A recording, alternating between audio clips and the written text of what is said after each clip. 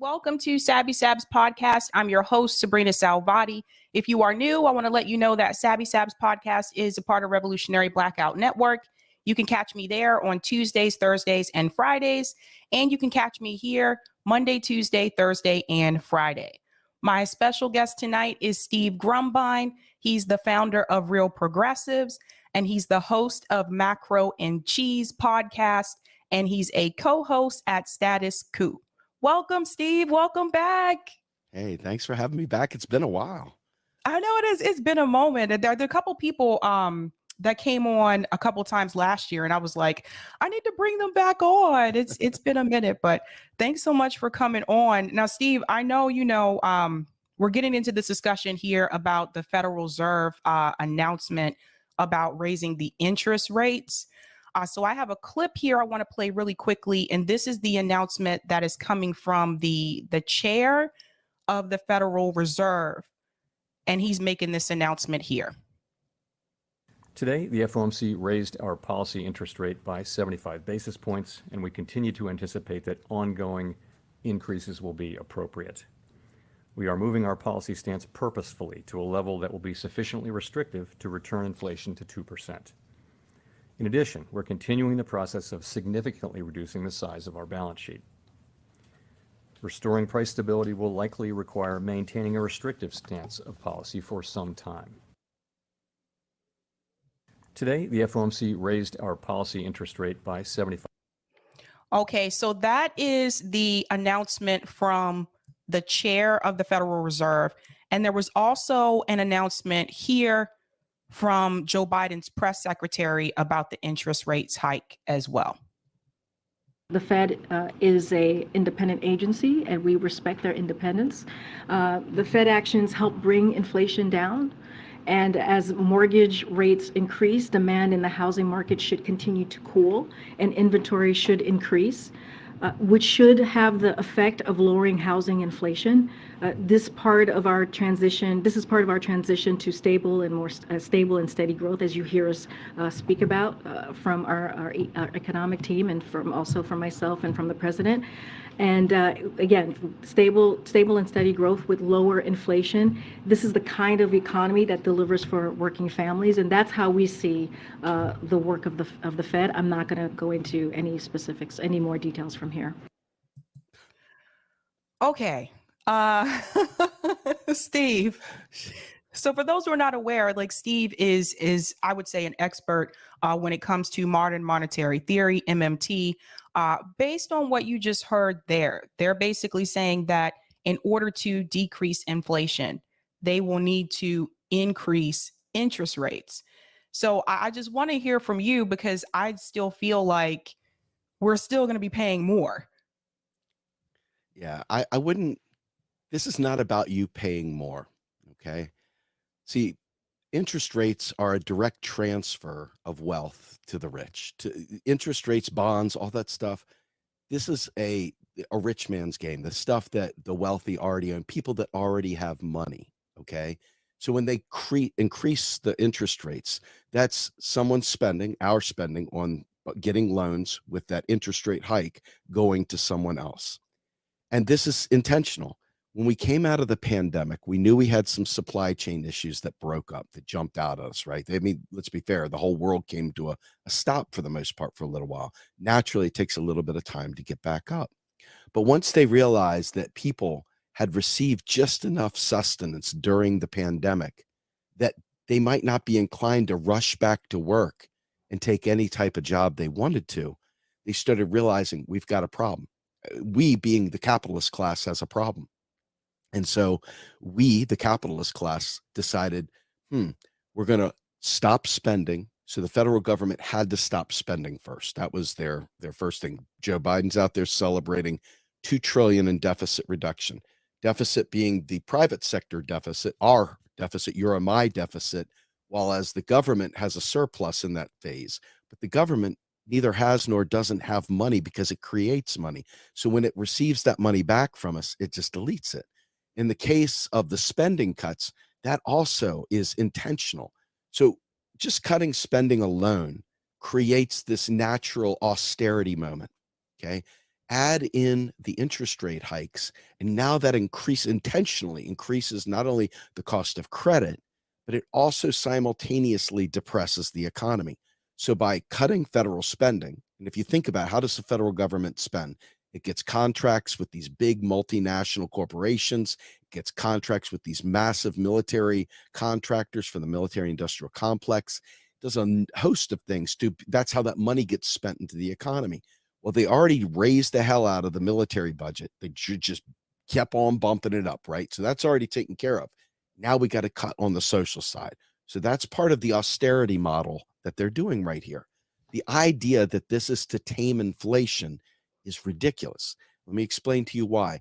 If you're trying to tell me that demand is so exceeding supply and you're a business person and you want to make more money, what do? Do you sit there and cut the spending, cut it off, raise interest rates, or do you want to create more of your product, okay, and sell more of it to make even more money, right?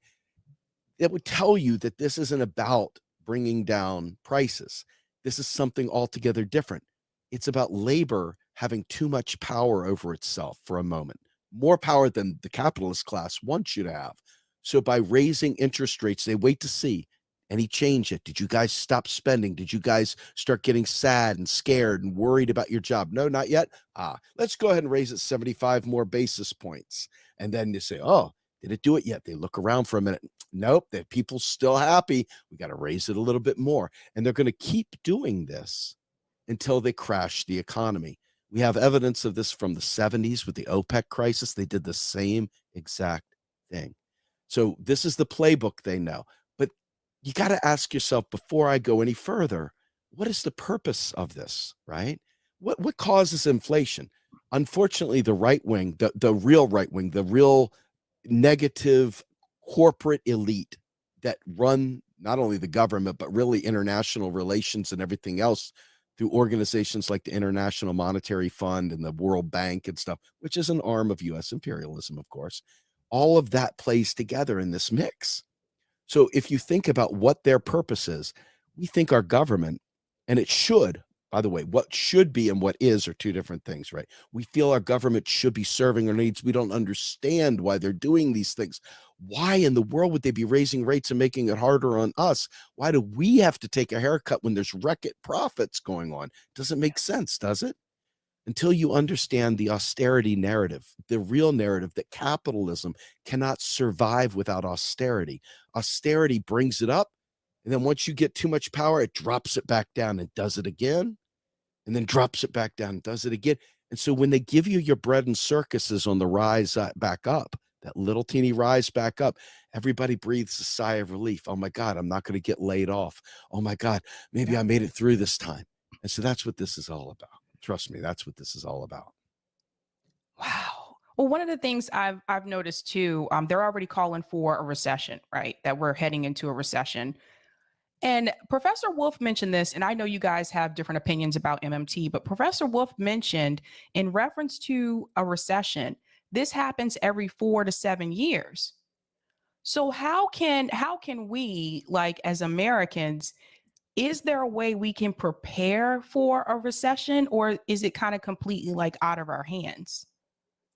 So recessions usually start with the federal government stopping spending. Once the federal government starts reducing its deficit, that brings on recessionary, conditions. All right. What they tend to do is the goal here with this, they have this counter-cyclical spending is the way the Keynesian approach is. So what they do is they say when the economy is good, we'll go ahead and raise taxes because that's the time to raise taxes because we want to keep the economy from overheating. But then when the economy starts going down, they usually try to lower taxes, try to make it so that we have enough goods and services at a price that we can afford to keep the economy going. The reason that we have these boom bust cycles is because we fundamentally believe that, banks are the ones that are creating money and banks are the ones that are doing all the work in the economy. Reality is the federal government controls the whole thing. And so what does the federal government serve? The federal government serves capital. So how do I think the problem with Richard Wolff's assessment is that it's kind of generic in that sense. There's real cause and effect. When the government ceases to spend, when it raises interest rates, when it absolutely cuts our ability to survive, that's when we start making different decisions ourselves. We stop spending. We stop going for ice cream. We stop going to a movie. We stop doing the little things that keep life good. Maybe we cut Netflix. Maybe we. So the idea here of how do we predict a recession? How do we survive a recession? How do we know about this? Modern monetary theory, which is something that I do care very much about. I'm much more than MMT, but MMT is very much a core part of the underpinning there. When you understand what they call sectoral balances, right? So you understand the federal government is one way that money enters into the economy. The other way that money enters into the economy is selling goods and services abroad so that you get that through your balance of trade, so you can bring money back into the country that way. And then the last way is private debt. Well, private debt is how businesses win every time. It's how corporations win every time. And so when the federal government stops spending and we as a net importing nation are not sending goods and services to make money into the country, the only thing we have left is private debt. Each of us has a certain cap for how much private debt we can take on. Once we hit that saturation point, then all of a sudden it really goes bust. And that's when you start seeing recessions and more so depressions until the federal government stimulates it again. What if the federal government, instead of doing this kind of crazy boom bust cycles, decided to institute a federal job guarantee? Federal job guarantee that when the economy goes down, instead of people being laid off, which is what their goal is, by the way, their stated goal, Larry Summers wants 8 to 10 million people laid off. He wants to have more and more people laid off to create the precarity that makes the working class have to take less in wages, because you won't accept less when you have a little bit of options. When you have no options, you'll take whatever you can. I remember reading stories during the great financial crisis where people were driving 2 and 3 states away to go work a midnight shift at Walmart. And you had your Mitt Romney celebrating it, of course. Oh, that's great Americanism, being resourceful. But that is baked into this plan that they're doing. So the idea of how do we survive? How do we see a recession? You've got to be able to know where we are in that sectoral balances approach. Is the government spending? Well, we know that Joe Biden's busy telling everyone right here, right now, that we've reduced the deficit by $2 trillion. Okay. We already know that people were able to purge some of their private debt. Not all of us, some of us didn't have any luck in that during the pandemic, myself included. But there were other people that were able to pay off private debt. And during that time period as well, student debt was put on hold, which should be eliminated, but that's another story. But they went ahead and allowed people to not make those payments during that time. So what's happening is they're clawing that back. They're clawing that back. So this is an artificial recession brought on by the capital class in a weird kind of universal truth. These guys all are protecting the elite. Every country is part of this. It's not like just the U.S., although the U.S. is definitely dominating this. So I wish I could tell you that, oh, it's the free market and this is the way it goes. And if you just read these things and check the stock market, everything will be okay.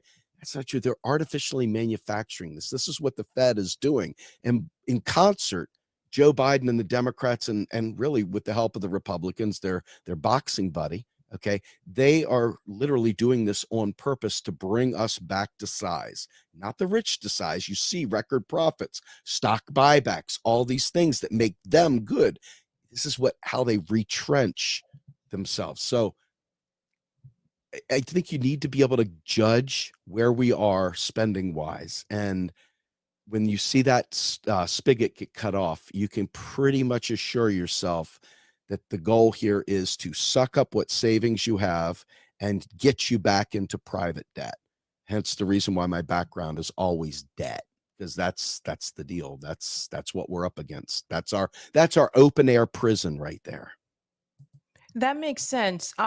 There's an article here. There's one piece in this USA Today article about the federal hikes for interest rate that I want to point out that I think is really important, because we just heard Biden's press secretary say that this is actually going to help the housing market. But in this article from USA Today, they're saying as the Fed continues to combat inflation, the housing market will continue to slow as one of the most interest rate sensitive industries. Homeowner equity levels are high because of the rapid appreciation, and mortgage default rates remain near all-time lows as market cools. But then they go on to say, we're unlikely to see mortgage rates move down until the second half of next year, but more likely not until 2024. So there's no quick remedy through this plan in reference to housing, but the way that she explained it in the clip we played earlier, she made it seem like this is going to free up the housing market. But the housing market has been a mess, at least where I'm on the East Coast. The housing market in the Northeast has been a mess for years. So let's talk about that, right? If they're trying to force a recession, and they are trying to do this, they're desperately trying to do this. What does that mean? When I get laid off, when the audience gets laid off, and we have a house and we have a mortgage, and all of a sudden our mortgage goes to foreclosure, and all of a sudden it's sold at auction, they're going to be removing current owners from their housing, and the new owners, which might be BlackRock, it might be any number of corporate interests buying up those houses, it could be flippers, could be any number of people, right? They will come in, they will do their magic, and then they will turn around and rent them back to us for an exorbitant fee. This is all part of that game, right? So how does it help the market? Well, it depends. Who is it that you're talking about? Are you talking about landowners? Are you talking about landholding companies? Are you talking about JP Morgan? Are you talking about, these horrible fraudulent groups? Or are you talking about home buyers, people like you and I that might be wanting to buy a home? If you're talking about us, this is a terrible situation. Although we may be able to buy houses on the cheap after they've been taken away from their previous owner, refurbed, and then put back on the market, maybe.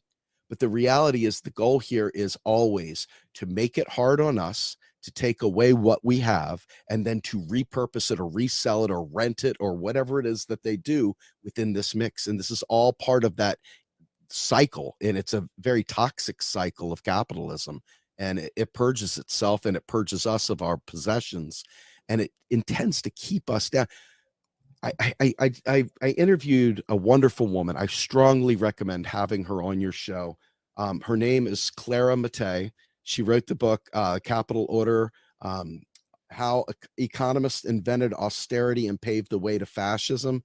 I strongly recommend having her on. I had moments during my interview with her where I thought my head was going to explode, just because I was connecting dots that had only been islands before in my mind. I knew the facts, I knew the data, I knew the details, but it didn't have the analysis to tie them together in the way that I did today. And I just was like, wow, okay. And the way she tells it, and she can tell this much better than I can, but the way she tells it is during World War I, obviously some pretty big things happened, right? We had the Bolshevik Revolution in 1917. We had a lot of really important factors going on as that happened, as capital nearly shit its pants. It couldn't figure out what was going on. And so you had everyone from Churchill to, the financiers in the United States, Mussolini, all the other folks tied into this thing, anything to stop this labor-led revolution. And if you think about the black shirts in Italy and how they went around and terrorized the citizens, they did this as a part of their austerity package. Mussolini was a famous Austerian, okay?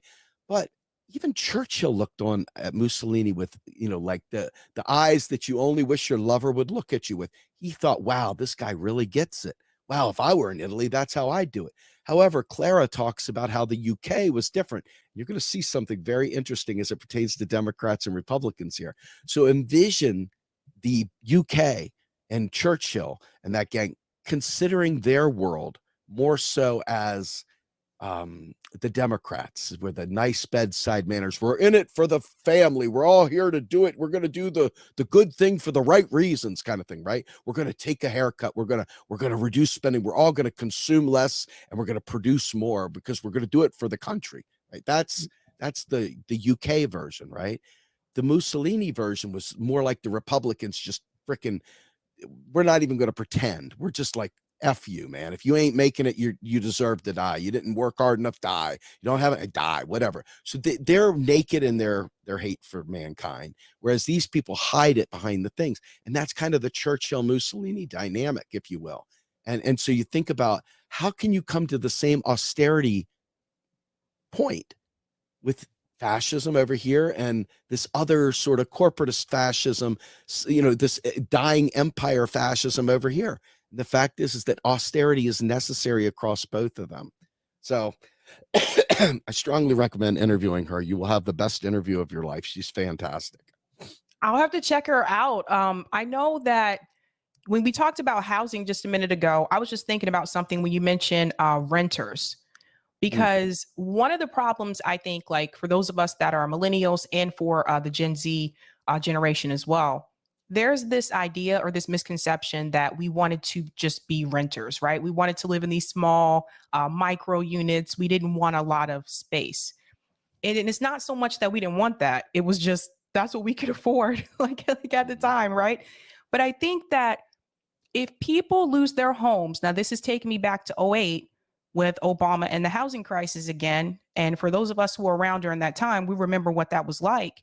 If people lose their homes and they become renters again, then their net worth will also decrease. And this happened under Obama. And we were talking about this just a couple of days ago, that how Black wealth decreased under, or actually tanked under Barack Obama's presidency because of his economic policies and him bailing out Wall Street instead of the American people, the homeowners. So when you lose your house, like your net worth is going to decrease, and it's hard to get back there, right? Like it's one thing if you're there and you don't lose your home, but it's one thing if it takes you forever to get there, to get home ownership, and then you lose your home and you're a renter again. It's hard to get back in that place again. Is there anything that you think could be done or anything we could do to stop these companies like BlackRock and Vanguard from buying up these properties? Because they're doing the same thing in the city to some of these public housing units. The city is allowing them to fall apart on purpose, right? And then they just tear the building down. The people are displaced, and then they build luxury buildings there. Is there anything that we can do to stop those companies from coming in and basically like taking our wealth? Yeah. First things first, great setup for the question. I just talked to a gentleman named Davarian Baldwin. You may have heard of him. He's a great guy. He wrote this book called In the Shadow of the Ivory Tower. And he's a Black professor at Trinity College. He's up your way. I believe it's Connecticut. And he talks about how you end up having these things called universities, okay, that are nonprofits. They come in, they buy up all the land, and then they gentrify it. And then they have their own private police force that then serves to protect the campus, never mind the community that was there to begin with. And so you see this kind of thing happening all over the country. He particularly talks about Arizona State University. So this is a business model. This is the collection of private through the state, public-private partnerships right here, okay? And the idea is that they are kind of like a money funneler of sorts for all these capital ventures that come through the nonprofit. They don't have to pay tax because they're partner with the university. So they set up shop on the university. They pay no property tax at all to the community, that local community that was probably very, very impoverished to begin with. And so these people now, whenever they come up on the campus, they're, you're the bad guy, and they bring the cops out, all the rest of the nonsense that they go through with. So this is one model of what you're talking about there, about stopping the Black Rocks and so forth. However, flipping around, if you go back to the 08, 09, we know the con, Patrick Lovell and some others that work with Bill Black went through great pains of exploring and understanding elite control fraud. They know this stuff happened. Bill Black busted the Keating Five back in the late 80s, 90s timeframe. Okay. He and the others have many great whistleblowers have shown how the elite control fraud, where these companies literally know that they're defrauding their buyers and sellers, sell them these properties, and they know full well that these people can't afford them, won't be able to do whatever it is that it takes to keep them up. And they know that they'll be foreclosed or whatever. But what they do is they go ahead and they sell it to them with the intention of them failing, knowing full well that they'll be able to ultimately they've already gotten paid. And Bill Black wrote the great book, The Best Way to Rob a Bank is to Own One. Strongly recommend reading that. Okay. So these guys know exactly what they're doing. Obama was complicit in this. Paulson was complicit in this. Every single one of those people in the Obama administration were complicit in this. This wasn't an accident. It had nothing to do with bailing out Wall Street. They do this as a point of reference to literally reify the capitalist class. And if anybody teases me for using the word reify, I deserve it. Anyway, they do. They literally bring that shit into existence. They like manifest that stuff. And we, on the other hand, are sitting there going, hey, who's looking out for us? And because we can't fathom that they're not working for us, we can't fathom that we didn't elect them, we can't fathom that we didn't have our say, we can't fathom, it's too much, our brains would explode. That when Obama comes up there looking snazzy with a Stetson, shooting threes and everything else and doing his groovy moves, everybody say, oh, he's so cute, he's adorable, oh my God, Michelle's wearing the most beautiful dress. And everybody feels a sense of love. And I get it, especially if you've never seen someone like yourself up on that stage as the head of the country. You can certainly understand why people would swoon over that, right? But once you peel back the veneer and you realize that just like Bill Clinton destroyed the welfare, of this nation, so did a Barack Obama. And, so did Bush too. Let's not in any way, shape, or form take these suckers off the hook. I just don't expect nothing from Republicans, right? So I don't even talk about them. So, I mean, seriously, I just can't bring myself to get yeah, you're the enemy. You're a wolf. I agree. Okay. So these guys say they're my team, though. They keep saying they're my team. And then when they don't do it. So that's my grievance with the Democratic Party, if you will. But in fairness, what can we do about it? You got to believe we can do something about it before you can do something about it, right? So anything we could do to stop it would be a Band-Aid on capitalism, right? Oh, we'll just reform it. Well, what are they going to do? They'll find another way, just like they've done every day since they ended slavery. They went ahead with vagrancy laws. They went with all these things throughout history. They always change the words. They'll do something else just like that too.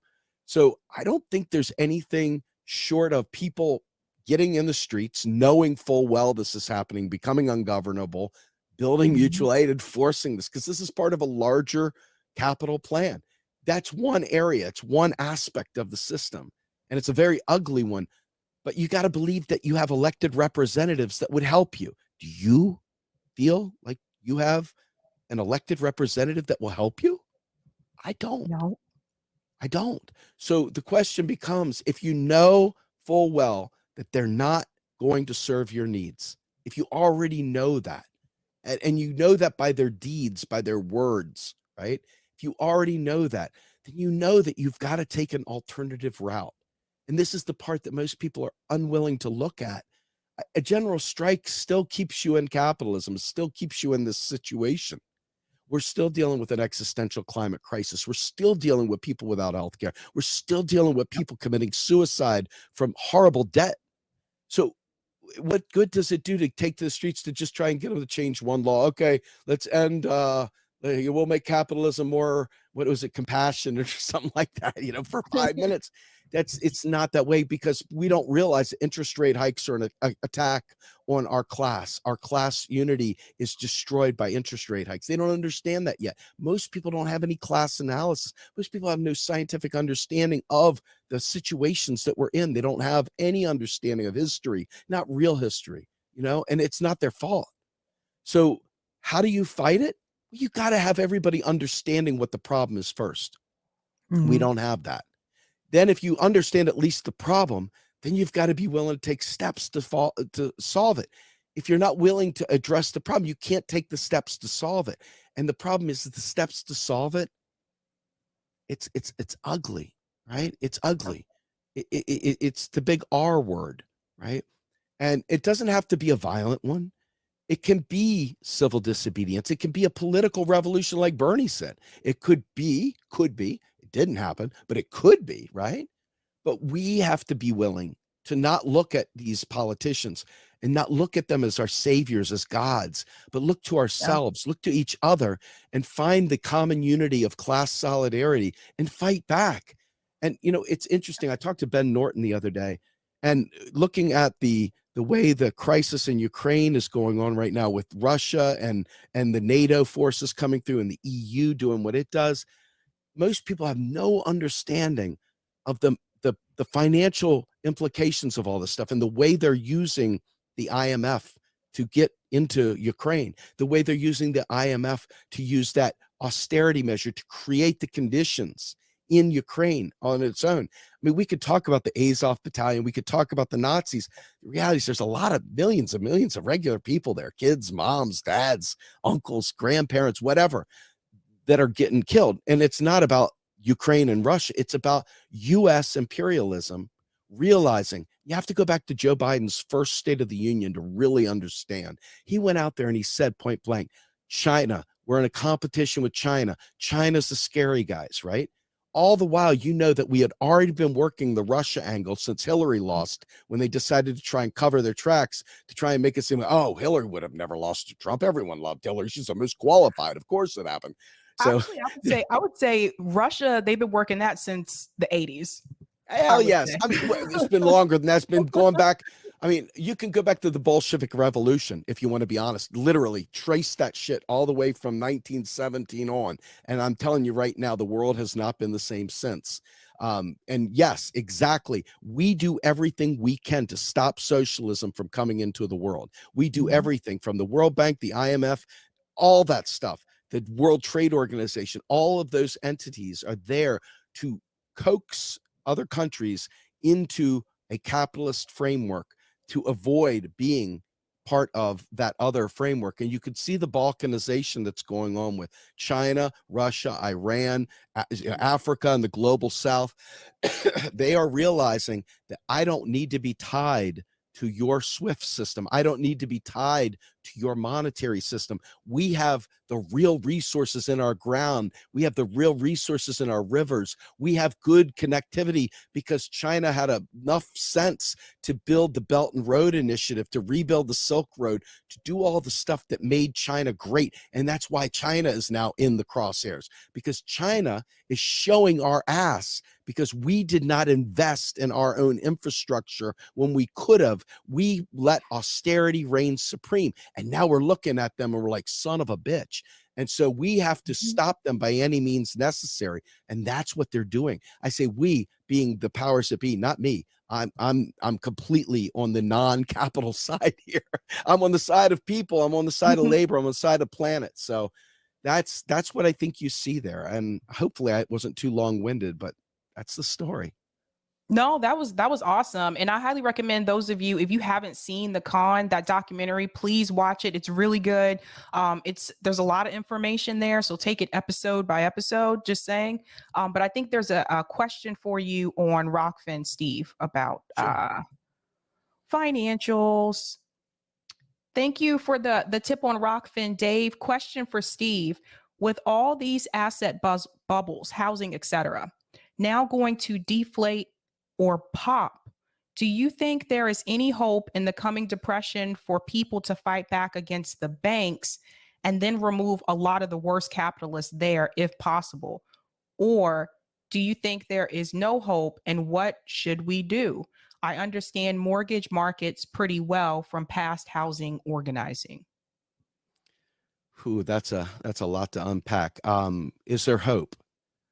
Hope is something that we have to find ourselves, right? We have to find that through class solidarity, through class struggle, and being able to unite under that understanding of our class interests. And I know that sounds kind of quaint, and I know there's a lot of people out there that would say I'm being a class reductionist here, but I assure you I am an intersectional guy through and through. Okay. So, but we have to get there. And we're not there. We're nowhere near that. That's the problem, right? The problem is that we have so much misinformation out there that out of reactionary fear, we glom onto conspiracies and other things that may prove to be true later on, but we stop seeking, we stop learning, we stop having mature conversations to get that root understanding, and we become reactionaries ourselves in panic and desperation. And so a lot of what you see right now is a cross section of people that think they can vote their way to a better future, people that know revolution is necessary, and then the other people that are making revolution necessary, being the capitalist class. And so within that space, I'm not sure that we have the kind of class solidarity right now to be able to do the kind of thing we would need to do to stop them from what they're doing right now. I assure you that unfortunately, it may feel good to talk about like the Rothschilds or the this and the that, but it's bunk. In the end, it's really a matter of capital versus labor. It's always been that way, capital versus the working class. And the people that are capitalists will always do what they have to do to retain their position and to keep that flowing. And that's how the people that get in power anyway. I know for a fact I have never voted for, I don't think I've ever been on the right side of an election ever in my life. And so I think to myself, well, that's not true. Back in the day, I used to be, because I was a scumbag Republican.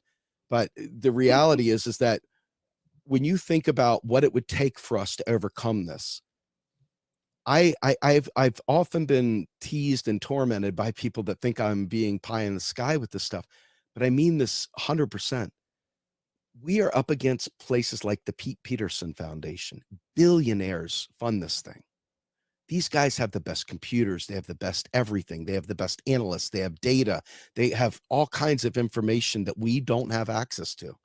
And they are able to work with precision because they're working. This is their job. They're working and getting paid to stop us from organizing, to get us to stop trying to make anything of ourselves. And the minute they see us make any progress, there'll be some sort of a calamity. There'll be some sort of a thing that requires us to go, oh, what was that? Yep. We lose focus.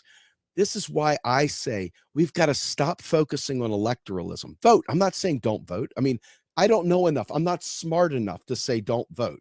That's just a bridge too far for me to say. I expect that I'm voting. When I vote, my vote is to determine what kind of a beatdown I want to get. Do I want to get a full-throated beatdown by the Republican side, or do I want to get a stealth beatdown by the Democrats? And you think about the identity politics and the social justice warrior stuff. I mean, there's real stuff there, right? I mean, Sabby, I was in talking with DeVary and Baldwin. He explained that the term woke started back in like the 50s and stuff like that. This was an understanding of, hey man, I'm on the tip. I know what's going on. I know what's up. And woke has suddenly been bastardized like Kente cloth with Pelosi, just like the word progressive got snatched away by these fools, right? Yep. When you think about that, we keep giving up ground. It was like, oh, they got it. Okay, let's keep moving. And we keep boxing ourselves in as we move away instead of fighting right there. No, stop, fight. Don't let them take that. No, fight. Don't let them take that.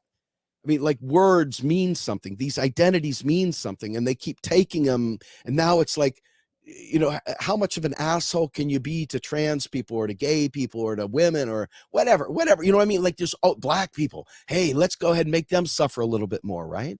This is open season, if you will, right now. They've literally taken the mask off.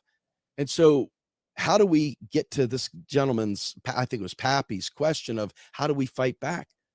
We've got to be able to accept that we're all different. We got to accept that we all have a class interest. Though you may have a different struggle than I have, we all have struggle here. And that struggle is what has to unite us, even if it's slightly different for each of us. The fact is that we are being crushed by capital. And I know this may seem kind of quaint and stuff, and I don't like the hand wavy, it's the system, because there's a lot of systems within the system that you've got to address. Okay. And they do that on purpose.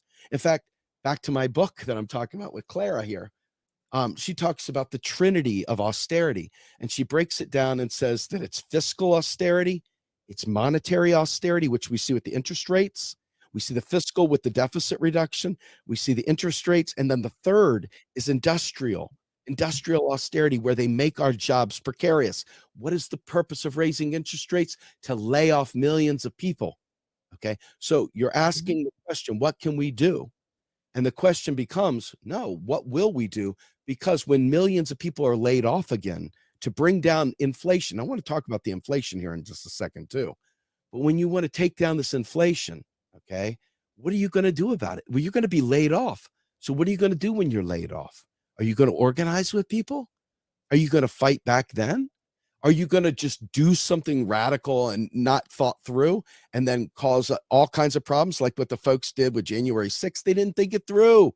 I mean, I'm not here to defend their type, but I'm here to defend their right in that sense. And the fact is that if you and I, let's say you and I talked to this guy, Pappy, and we organized all of our friends to fight back, and we show up at Congress, we block traffic in front of the Federal Reserve, we go to New York City and block Wall Street back like they did in Occupy Wall Street. What if we do all those things, right?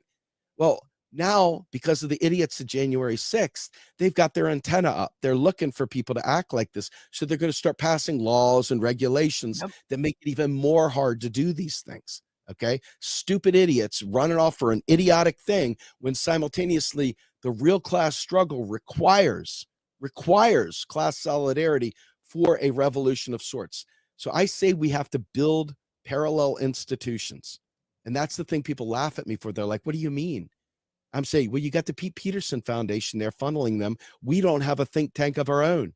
We don't have our own understanding of things. We don't have that. We're all been dumbed down and propagandized to the point where we're like those people in Wall-E just sitting there fat and sloppy in the spaceship. You know, we've lost our ability to do a lot of things because they've dumbed us down. We've got to teach each other. And that's why I go with the each one, teach one. We've got to teach each other. We've got to radicalize each other. And we've got to accept that the terms of our enslavement in this system have nothing to do with our desire. They've made this for us. We don't have a choice at this point other than to fight back or just take it. And unfortunately, too many will just take it and accept it. And that means that the hardy few that are willing to fight back will always be edgelords, as they say, or fringe or whatever, because they're the few that have the ability to see through the fog and say, there's true north. That's where I'm going. And so as a result of that, we don't have the numbers right now. We don't have the mutual aid set up. We don't have the think tanks. We don't have the communication networks set up. I think I talked about this last time, but Lenin in his book, What Is to Be Done, right? This is such a big deal to me. I will always hold on to this one. Talks about how important it is that there is like a discipline in media to have the true socialist voice talking about the labor and talking from a labor perspective. And that unfortunately, because there were so many of these pop-up outlets in those times, they didn't have the maturity and the knowledge and the understanding to uphold the socialist ideal. And as a result, you end up with these Soc Dems, you all of a sudden end up with Kerensky, and you end up with all these folks that are sympathetic to capital. And all of a sudden, class solidarity is destroyed. So what do? We got to get solid. We got to get solid. That's the best I can say, which requires education. And education ain't sexy, unfortunately, right? I mean, I wish I was good enough to be on TikTok to make them rock. I'm just not. I'm not pretty. I might be funny, but I don't think I'm funny looking probably. But I don't have the ability to do that kind of 30-second soundbite without it sounding like I'm a raving lunatic. So, how do you fix these educational things in a way that people take the time to read these books, right? I mean, literally, this is knowledge. This is where you understand the way the enemy is operating. And I said this before, when people say stuff about the Federal Reserve that is not true, and they're sure it's true, but it ain't true, but they're sure it's true, and they go running around saying this stuff, you can be assured the people up top are going, thank God those idiots are running the show. Because they know that if we ever really truly understood that these things are like literally their technique to keep us down. They don't need, what do they need money for? For real, what do they need money? They don't need money. They have things that are far more valuable than money. They've got real resources. They've got access to real production. They've got access to things, private property that we don't have. So money is irrelevant to them. Their ability to achieve what they want to achieve doesn't contain the normal economic functions that are pertaining to us. They're above that system. They're out of that system. And so, that old meme of where everybody's sitting on the ground while the pigs are playing Monopoly on the table, and they're like, hey, if you just stand up, the game's over, right? That's the deal. But we're not there yet. We aren't there yet. And that's the problem. You can't force a revolution. Even Lenin knew you cannot force a revolution. You've got a revolution has to come as a result of the material conditions and the people understanding the material conditions, and then it will happen. Right. But as you Right. can see, most are not thinking that way. Most are not prepared for that. Most are like, hey, AOC seems to be coming our way now. Hey, Ro Khanna seems to be coming our way now. Yep. Hey, maybe Nina Turner's coming our way now. Hey, maybe Marianne Williamson's coming our way now. And it feels good because they're like better. They're better than the others. But the reality is that they're not talking about bringing that down. They're not talking about ending that. So they're a bit of Right. a placebo, right? They're a bit of placebo. I mean, they're better. Life is better, right? But it's not fixing the problem. It's beyond electoral solutions. So that's my take. Right. No, well said. And I think something too that people tend to leave out a lot of times, and the mainstream media, I think, does this on purpose. They refer to them as they're socialists, they're communists, da, da, da. And I would say to people, if you actually look through the DSA handbook, if you look over what they're about, never once have I heard Bernie Sanders or AOC or Nina Turner or Marianne Williamson say that they're for the workers having means or owning the means of the production. I've never heard them say that, not even Bernie Sanders. So basically, it's like the way I explain it to people is that they want more social programs, but I've never heard them say they want the Exactly. workers to control the means of production. So I think that's the big difference there. And in reference to people organizing, I think one thing that we should also keep in mind is, what are we asking for? We need to have a set of demands. Like, what exactly Yes. do we want, right? Because when there was the George Floyd protest, what were they saying? They said defund the police, right? That was the demand. I didn't go over well with some people. Some people were confused by the slogan, but that's a whole nother story. But you have to have some type of demands. The civil rights movement, what were the demands? The women's movement, what were the demands? So they were asking for tangible things. And I feel like a lot of people will say to me, yeah, let's go. Let's hit the streets. Great. What are we asking for? Exactly. Yes. Just let me know. I know what I want. But do we all want the same thing? Nope, I don't think we do. And I think that's part of the problem, right? I have some friends that are probably at some level very left, very, very like left being in the spectrum, right? I'm not worried about parties here. I'm talking about like that spectrum of socialist, communist, anarcho, whatever. I'm looking at that spectrum, and they're probably pretty far to the left, way beyond Democratic Party, which is not left at all, right?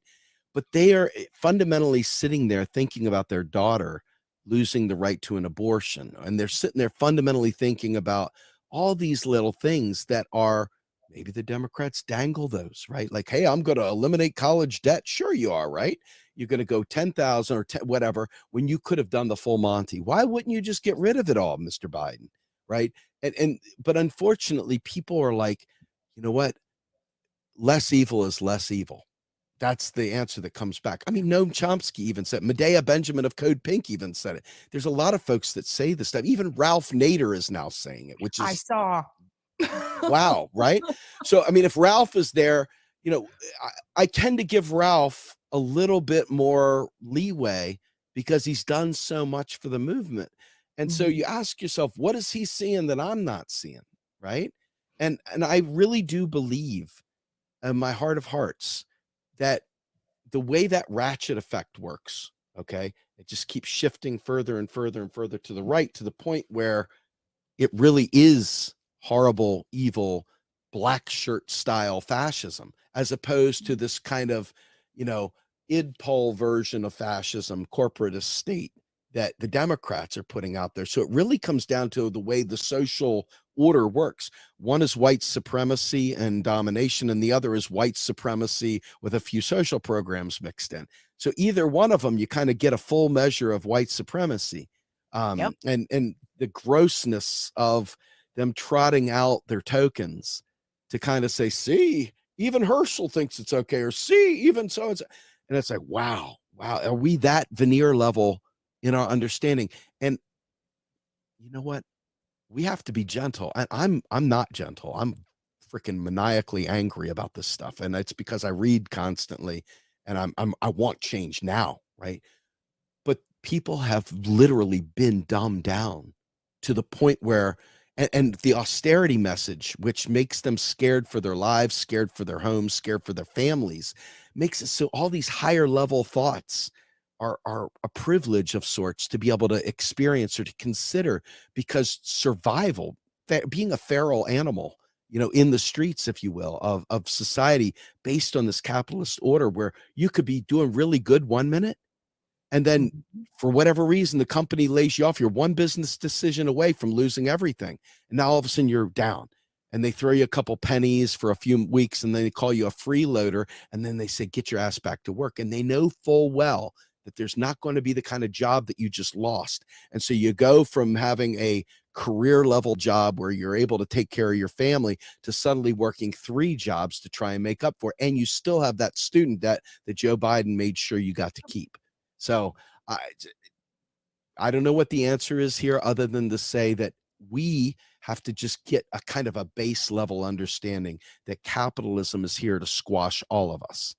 And if we can get to that point, I think some other things may come. We may not agree on everything, but if we can have that understanding that it's punching up, not punching down, if we can get that directional angle. And it's hard too, because you want to wake your neighbors up. You want to wake your friends up. You want to wake the other alt media people up. You want to influence the influencers. You want to make a change by any means necessary. So you might do some bullshit out there to try to get someone that you otherwise wouldn't necessarily talk to hear this message, to get them talking about it, even if it means you got to be their enemy for a minute. You want to make, what is that?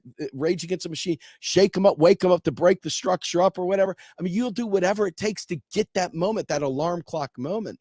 And so, and I'll tell you straight up, that is absolutely something I do, because the stuff I talk about isn't sexy. It can be like watching paint dry. And so you got to find a way to make this super important shit matter. And like I said, I don't have the skill for TikTok, so I got to do it some way, right? So, and I'm old, man. What can I say? I'm old. So I will say, I'll say, in reference to mutual aid, we really do need more people to get involved. And I mean, those of us at RBN, like, we do mutual aid. We're all starting individual mutual aid chapters in our areas. So people in our areas can help us with those. But we really do, Rome's only one person, and and he travels across the country doing that. But I can help, like, in my area, CJ can help in his area, Nick can help in his area. But again, we're only 5 people.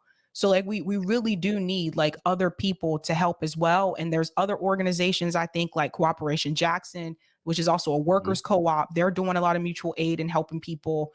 They're based down in Mississippi. There's other organizations. And I think those groups just need more. They need more attention. They really do. They need more of a platform so people can know. Like, I tell people, and I've showed this map on here before, a lot of people don't even know there's mutual aid organizations in their area, but they have no idea.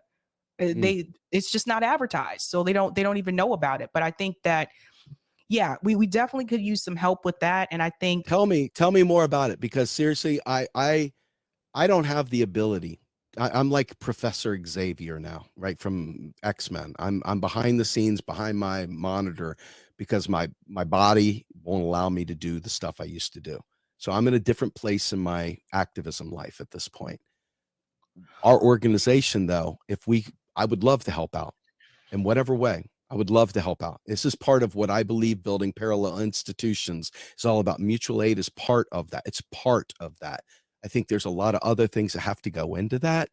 But it is you cannot have a targeted strike, much less a general strike without mutual aid. So Right. all the talk of, I hate the Dems. Oh, that's great. What are you doing about it? Nothing. I mean, you can not vote for them, but that and a bag of chips gives you a bag of chips and a Republican. So what is it that you're looking for? What do you really want from this, right? So to me, mutual aid is a very important step here, and I'd be happy to find a way to help. I don't know what that looks like, but I would love to talk. Yeah, I'll DM you. Like we could definitely use some help, like also like with people on the back end, Sure. marketing, like flyers, like things like that. Just most of the time, like I'll be honest with you, I'm not the best. I can't draw. And I'm just not good with graphic art. I'm just not good with graphic art. So like that's not really like my thing. But there are things that people have different strengths, right? So there's certain things that they're good at that I'm sure we could use a lot of the help with. And that's just a big part of it. And I think in the beginning, like with RBN, that's something that we wanted to do. We wanted to we're trying to connect with other people and say, hey, we're doing mutual aid. Maybe we can, kind of do these things together. But it's difficult in this space because there's a lot of ego, Steve. There's a lot of ego.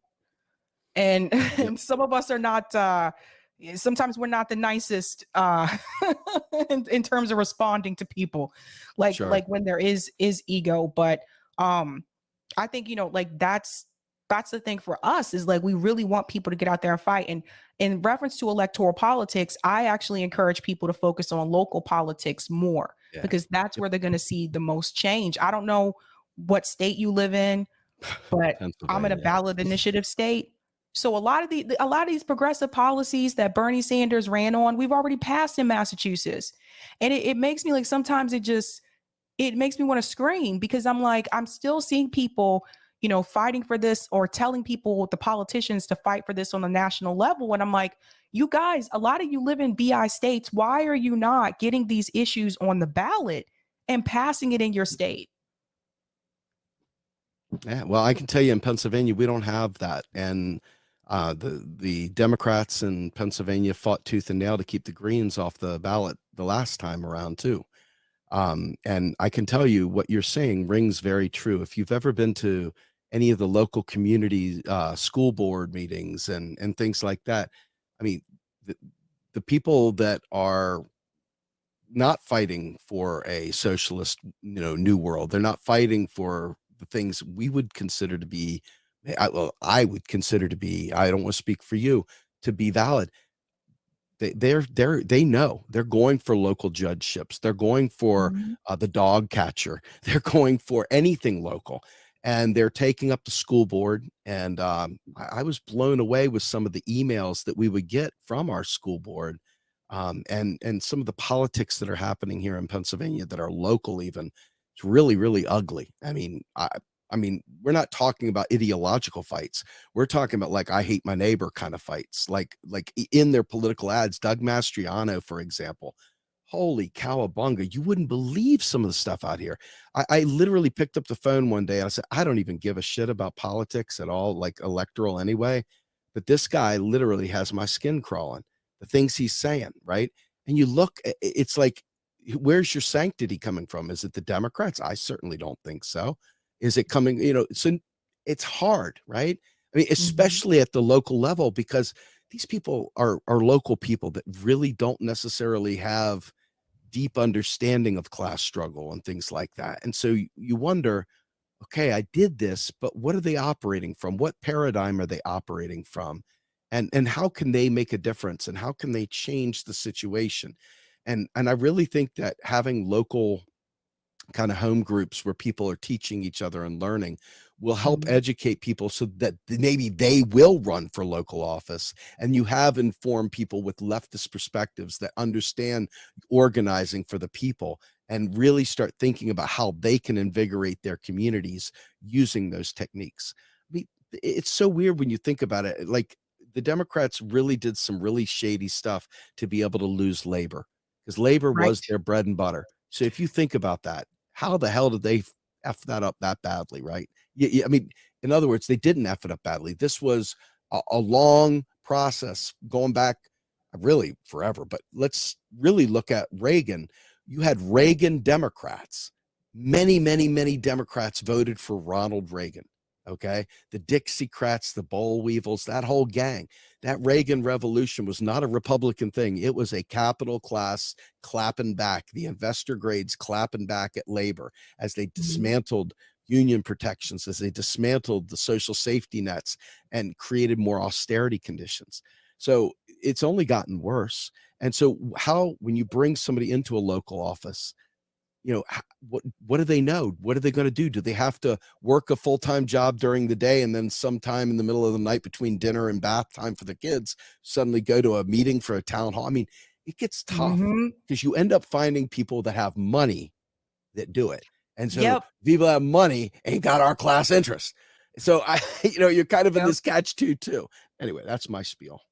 No, it's true. But Steve, before you go, can you tell us one more time the name of that book and where can people find you?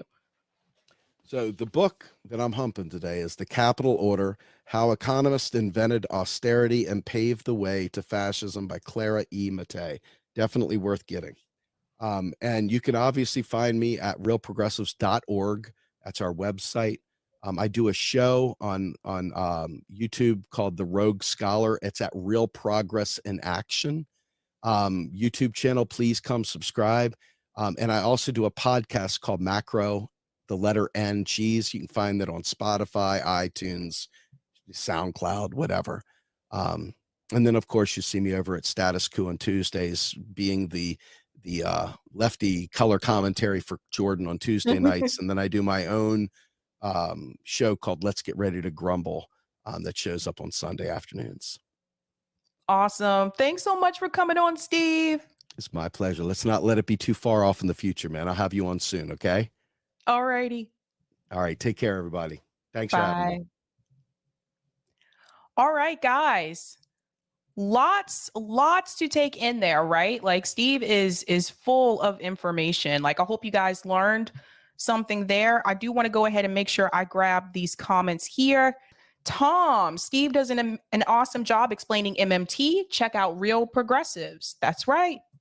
VA from New York. The book Steve recommended earlier, The Capital Order: How Economists Invented Austerity and Paved the Way to Fascism by Clara Mattei.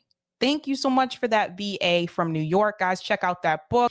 Delthea, liberals have surrendered existing institutions to the right. Therefore, we must now build new institutions. Agreed. Thank you for this super chat, newbie. That dude quoted Rage Against the Machine. That's right. Rage Against the Machine is based, man.